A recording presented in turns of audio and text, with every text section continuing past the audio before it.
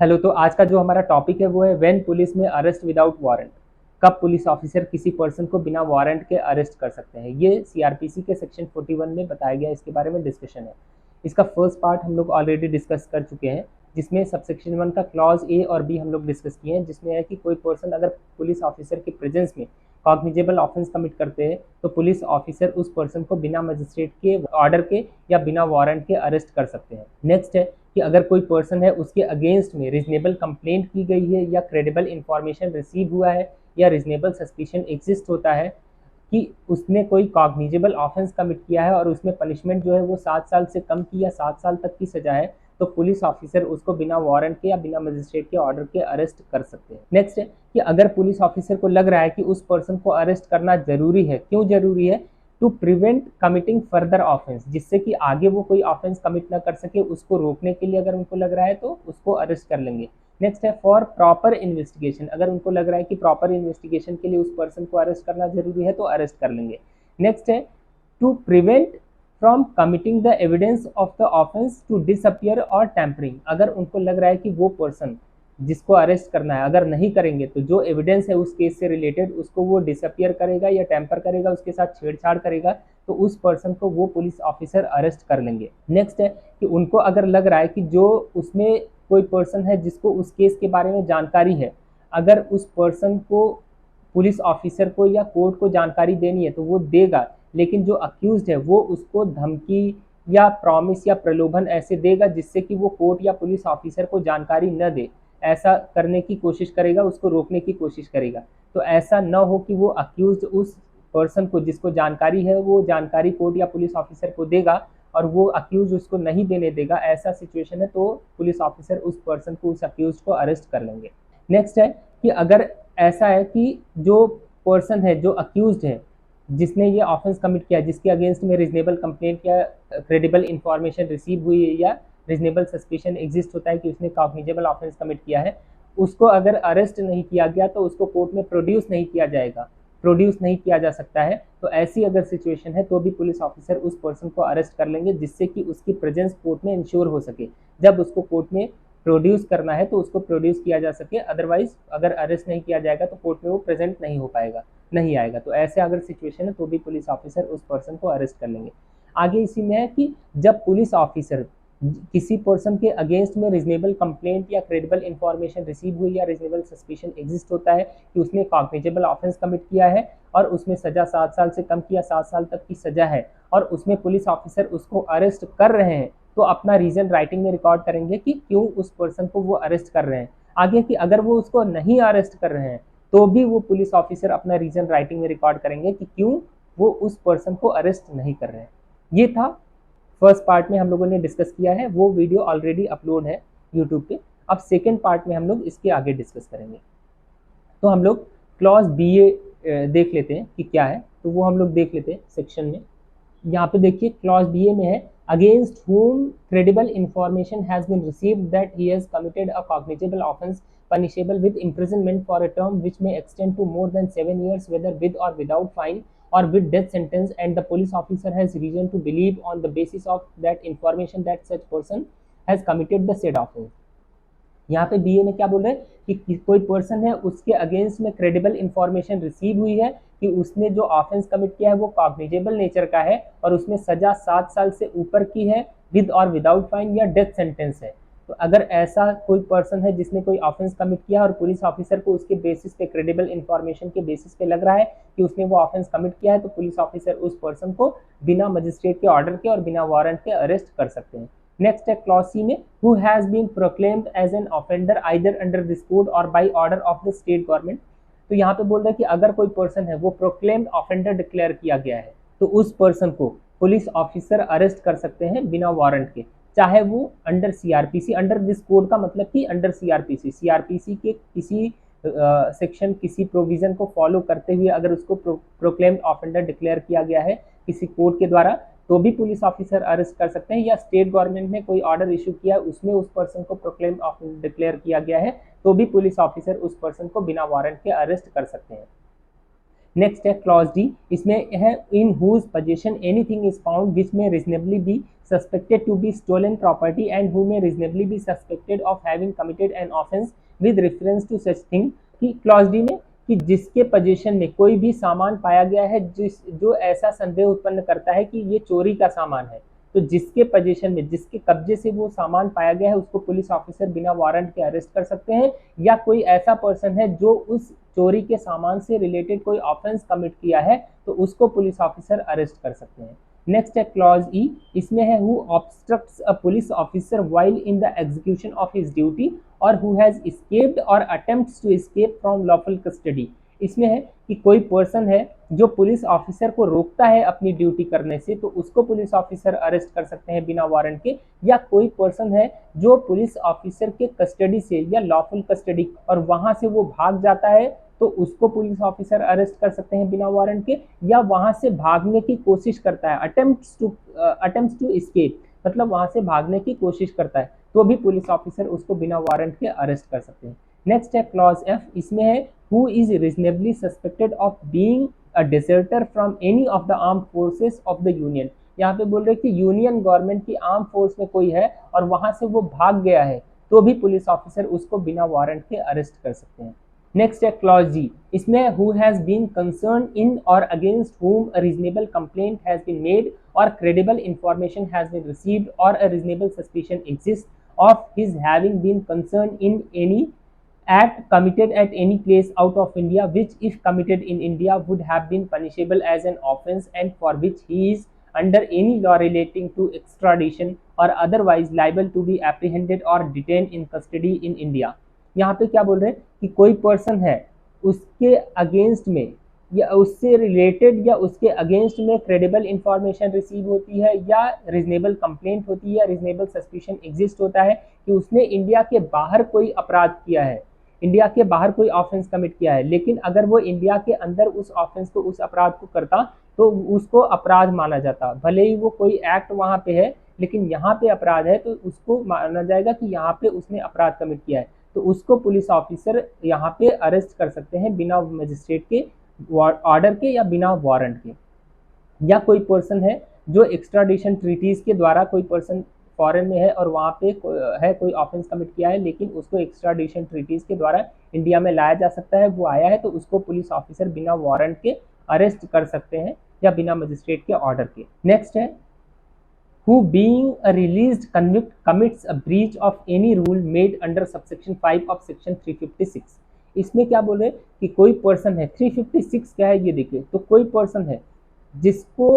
Conviction हुई है, तो कोर्ट जब किसी पर्सन को कन्विक्ट करेगी, सजा देगी, तो उसके साथ साथ कोर्ट ये कंडीशन इम्पोज कर सकती है कि जब तुम्हारी ये सजा खत्म होगी तो उसके बाद सर्टेन पीरियड के लिए, मतलब 1 साल 2 साल जो भी हो सकता है, मैक्सिमम 5 साल के लिए कर सकती है कोर्ट। तो कोर्ट ये कंडीशन इम्पोज कर सकती है कि जब ये सजा खत्म होगी, 3 साल की मान लीजिए उसको सजा हो रही है, तो 3 साल जब ये सजा काट लोगे जेल से, उसके बाद बाहर आओगे, तब ये कंडीशन लगा सकती है कि for maximum period of 5 years, जो भी मान लीजिए 3 साल के लिए बोल सकती है कि जहां पे रहोगे, वेयर यू विल रिसाइड, जहां पे रहोगे, या अगर तुम्हारे रेसिडेंस में कोई चेंज होता है तो इसकी सूचना देते रहोगे, ये कंडीशन कोर्ट इम्पोज कर सकती है। अब सबसेक्शन 5 यहाँ पे क्या है, सबसेक्शन 5 है कि स्टेट गवर्नमेंट इससे रिलेटेड रूल्स बना सकती है कि किस तरह से वो पर्सन जिसको कन्विक्शन हुई है, किस तरह से अपने रेसिडेंस के बारे में सूचना देता रहेगा। तो जो कंडीशंस, जो रूल्स बनाए गए हैं, उनका अगर उल्लंघन होता है, उसका वायलेशन होता है, वो पर्सन उसका पालन नहीं करता है सूचना देने में अपने रेसिडेंस के बारे में, तो पुलिस ऑफिसर उस पर्सन को बिना मजिस्ट्रेट के ऑर्डर के और बिना वारंट के अरेस्ट कर सकते हैं।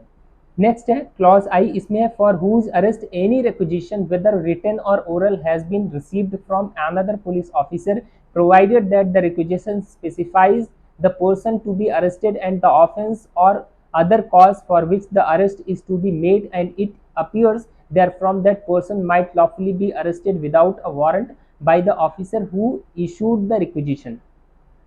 यहाँ पे क्या बोल रहे हैं कि कोई दूसरा पुलिस ऑफिसर है, उसने रिक्विजिशन भेजी है दूसरे पुलिस ऑफिसर को कि इस पर्सन को अरेस्ट करना है, और वो पर्सन को लॉफुली अरेस्ट अगर किया जा सकता है। यहाँ पे क्या है, it appears therefrom that person might lawfully be arrested without a warrant by the officer who issued the requisition, जिसने रिक्विजिशन इशू किया है उसके द्वारा उस पर्सन को, जिसके रिस्पेक्ट में उसने रिक्विजिशन भेजी है, कि इस पर्सन को अरेस्ट करना है, जिसने रिक्विजिशन भेजी है वो उस अक्यूज को बिना वारंट के अगर अरेस्ट किया कर सकता है लॉफुली, और उसने रिक्विजिशन भेजी है किसी दूसरे पुलिस ऑफिसर को, तो वो पुलिस ऑफिसर उस पर्सन को बिना वारंट के उस पर्सन को अरेस्ट कर सकता है। नेक्स्ट है सबसेक्शन 2। इसमें क्या है, subject to the provisions of section 42, no person concern in a non cognizable offence और against whom a complaint has been made or credible information has been received or reasonable suspicion exists of his having so concerned shall be arrested except under a warrant or order of a magistrate। इसमें है कि कोई person जिसने non cognizable offence commit किया है उसको police officer arrest नहीं कर सकते हैं बिना मजिस्ट्रेट के ऑर्डर के या बिना वारंट के। अगर किसी पर्सन ने नॉन कॉग्निजेबल ऑफेंस कमिट किया है या उसके अगेंस्ट में रीजनेबल कंप्लेंट आई है या क्रेडिबल इंफॉर्मेशन रिसीव हुआ है या रीजनेबल सस्पिशन एग्जिस्ट होता है कि उसने नॉन कॉग्निजेबल ऑफेंस कमिट किया है, तो उसको बिना मजिस्ट्रेट के वारंट के या बिना ऑर्डर के अरेस्ट नहीं किया जा सकता है। पहली लाइन इसकी देखिए सबसेक्शन 2 की, इसमें है subject to the provisions of section 42। कह रहे हैं कि 42 के प्रोविजंस को फॉलो करते हुए वो कहीं से अफेक्ट ना हो। तो यहाँ पे 42 में क्या है कि अगर कोई पर्सन है उसने नॉन कॉग्निजेबल ऑफेंस कमिट किया है और उससे पुलिस ऑफिसर उसका नेम और एड्रेस रेसिडेंस, उससे उसका नेम रेसिडेंस पूछते हैं और वो नहीं बताता है या बताता है और पुलिस ऑफिसर को लग रहा है कि वो गलत बता रहा है, तो पुलिस ऑफिसर भले ही उसने नॉन कॉग्निजेबल ऑफेंस कमिट किया है उसको अरेस्ट कर सकते हैं। तो इसमें सबसेक्शन 2 में है कि 42 के प्रोविजंस को फॉलो करते हुए अगर किसी पर्सन ने नॉन कॉग्निजेबल ऑफेंस कमिट किया है तो 42 में कर सकते हैं, अदरवाइज उसको बिना वारंट के अरेस्ट नहीं किया जा सकता है। तो अभी हम लोगों ने क्या देखा कि कोई पर्सन है जिसके अगेंस्ट में क्रेडिबल इंफॉर्मेशन रिसीव हुई है।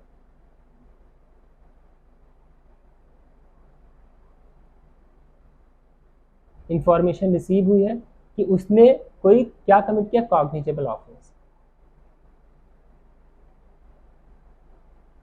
और पनिशमेंट उसमें कितनी है,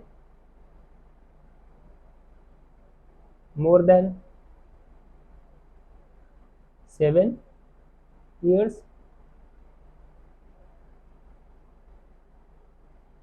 with or without fine or death। Sentence.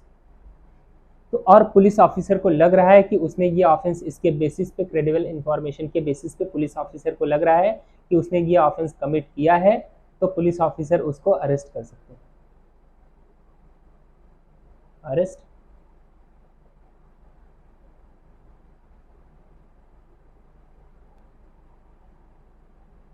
Warrant. Next है कि प्रोक्लेम्ड ऑफेंडर है,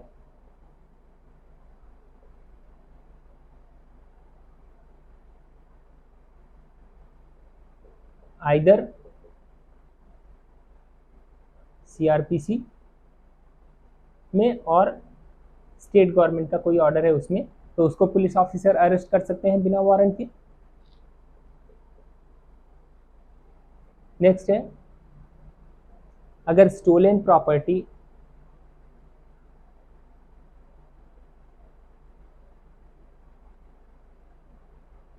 किसी पर्सन के पोजीशन में, किसी पर्सन के कब्जे में पाई गई है और ऐसा संदेह उत्पन्न होता है कि वो चोरी का सामान है, तो उस पर्सन को जिसके कब्जे से मिला है उसको अरेस्ट कर सकते हैं पुलिस ऑफिसर बिना वारंट के। या कोई ऐसा पर्सन जो उससे रिलेटेड कोई ऑफेंस कमिट किया है तो उसको अरेस्ट कर सकते हैं। नेक्स्ट है who obstructs a police officer.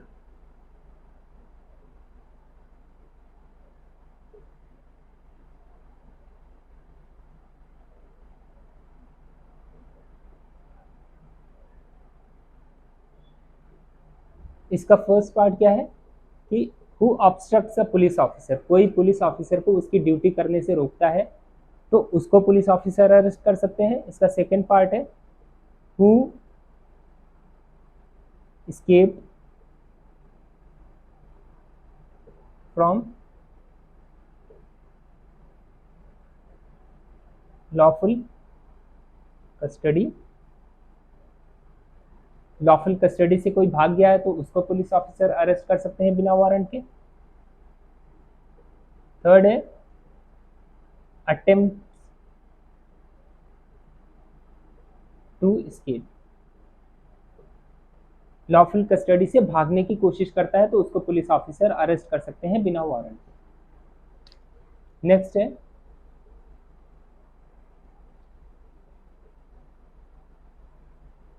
डेजर्टर of arm forces of union. तो यहाँ पे यूनियन गवर्नमेंट की कोई आर्म फोर्स है, वहां से वो भाग गया है तो उस पर्सन को बिना वारंट के अरेस्ट किया जा सकता है। नेक्स्ट है who has been concern in और against whom a reasonable complaint has been made or credible information has been received or reasonable suspicion exist of his having been concern in any act committed at any place out of India. तो next है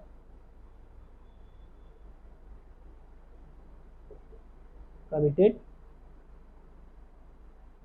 any act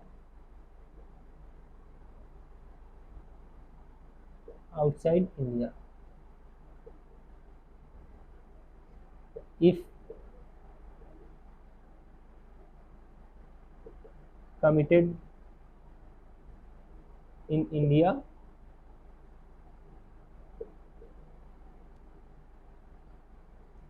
would be an offence. तो यहाँ पे है कि कोई person जो India के बाहर कोई एक्ट करता है वो वहाँ पे भले ही नहीं ऑफेंस है लेकिन इंडिया में उसको ऑफेंस माना जाएगा तो उसको पुलिस ऑफिसर अरेस्ट कर सकते हैं। उसके उस एक्ट से कंसर्न है या उसके अगेंस्ट में रीजनेबल कंप्लेंट आई है, क्रेडिबल इंफॉर्मेशन रिसीव हुआ है या रीजनेबल सस्पिशन एग्जिस्ट होता है कि उसने ये एक्ट वहाँ पे किया है और वो इंडिया में अगर करता तो उसको ऑफेंस माना जाता तो उस पर्सन को पुलिस ऑफिसर अरेस्ट कर सकते हैं बिना वारंट। नेक्स्ट है 356 का सबसेक्शन 5 में